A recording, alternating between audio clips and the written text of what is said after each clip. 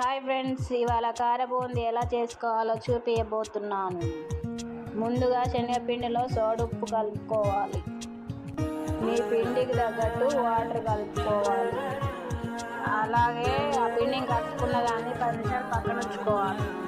Gas మీద కడాయి పెట్టి oil వేసుకోవాలి. ఆయిల్ వేడెక్కనివ్వాలి. వేడెక్కిన తర్వాత జల్లిగరిట తీసుకొని పిండి వేసుకోవాలి. వేసుకున్న పిండిని కలుపుకోవాలి. కలుపుకుంటే మన బూందీ నూనెలో పడుతుంది. నూనెలో వేగిన బూందీని గిన్నెలోకి తీసుకోవాలి. అందులో వేయించుకున్న పల్లీలు, కరివేపాకు, జీలకర్ర, ఎల్లిపాయలు, అలాగే ఉప్పు, కారం వేసి కలుపుకోవాలి. కలుపుకుంటే మన బూందీ రెడీ. ఈ వీడియో కింతే. మళ్ళీ వీడియోలో కలుసుకుందాం. Bye friends.